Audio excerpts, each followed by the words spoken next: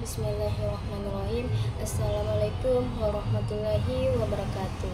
Perkenalkan, nama saya Nur Intan dengan NIM 2441300040. Prodi Bimbingan dan Konseling Islam 2. Video ini dibuat dalam rangka memenuhi tugas mata kuliah Teknik Penyuluhan Agama Islam. Di sini saya sedikit memaparkan tentang materi mengenai teknik komunikasi dalam penyuluhan agama Islam. Nah, ada dua komunikasi, yaitu komunikasi verbal dan komunikasi nonverbal, serta teknik membangun hubungan baik dengan sasaran. Penyuluhan agama Islam harus memiliki kemampuan berkomunikasi secara efektif, baik secara verbal maupun nonverbal, serta kemampuan membangun hubungan yang baik dengan masyarakat, agar dalam menyampaikan pesan-pesan agama dapat dimengerti dan diterima dengan baik oleh masyarakat. Komunikasi verbal merupakan salah satu bentuk komunikasi yang disampaikan oleh seseorang secara tertulis ataupun secara lisan. Komunikasi verbal dapat mempermudah interaksi dalam menyampaikan segala pemikiran, ide-ide, dan juga keputusan. Penggunaan komunikasi verbal melalui lisan bisa dilakukan dengan menggunakan media, seperti berkomunikasi menggunakan media telepon atau handphone.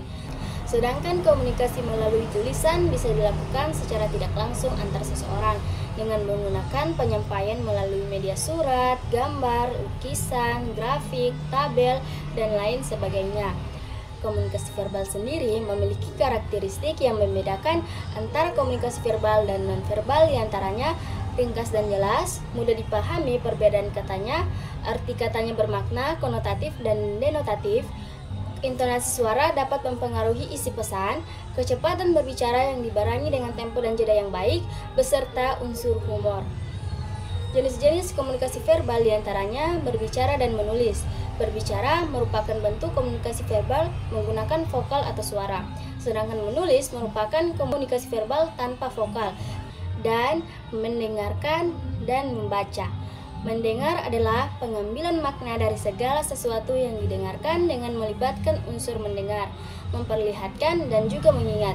Sedangkan membaca suatu jalan untuk memperoleh informasi dari sesuatu secara tertulis. Komunikasi nonverbal. Komunikasi nonverbal adalah komunikasi yang pesannya dikemas dalam bentuk tanpa kata-kata. Dalam kehidupan nyata, komunikasi nonverbal jauh lebih banyak dipakai daripada komunikasi verbal. Dalam berkomunikasi, hampir secara otomatis komunikasi nonverbal ikut terpakai. Karena itu, komunikasi nonverbal bersifat tetap dan selalu ada. Komunikasi nonverbal lebih bersifat jujur, mengungkapkan hal yang mau diungkapkan karena spontan. Melalui komunikasi ini, seseorang bisa menarik kesimpulan tentang berbagai perasaan seseorang. Memahami karakter setiap seseorang itu tidak mudah, apalagi dalam memahami isi komunikasi nonverbal di setiap individu yang harus benar diteliti, baik dari aspek kontak mata, ekspresi wajah, gerak tubuh, kedekatan jarak, peribahasa, sentuhan, cara berpakaian, dan lain sebagainya. Teknik membangun hubungan baik dengan sasaran atau masyarakat. Penyuluh agama memainkan peran penting dalam masyarakat, yaitu memberikan bimbingan dan penyuluhan keagamaan kepada masyarakat. Dalam menjalankannya, penyuluh agama seringkali berinteraksi dengan berbagai kalangan masyarakat dengan latar belakang yang berbeda-beda.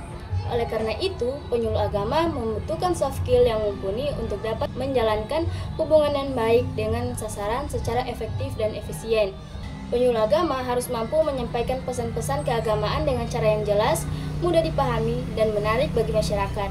Kemampuan komunikasi yang baik akan membantu penyuluh agama dalam membangun hubungan yang baik dengan masyarakat dan meningkatkan kepercayaan masyarakat terhadap penyuluh agama. Menggunakan bahasa yang mudah dipahami oleh sasaran, menghindari istilah-istilah yang rumit, menyesuaikan bahasa dengan latar belakang sasaran, melibatkan sasaran secara aktif dalam diskusi, memberikan kesempatan untuk bertanya, dan memberikan masukan. Jangan hanya penyuluh agama harus mampu menjalin hubungan yang baik dengan berbagai kalangan masyarakat, termasuk dengan pemuka agama, tokoh masyarakat, dan pemerintah daerah. Penyuluh agama harus mampu memimpin dan mengelola kegiatan penyuluhan agama dengan baik. Kemampuan ini penting untuk memastikan bahwa kegiatan penyuluhan agama berjalan dengan lancar dan mencapai tujuan yang diharapkan.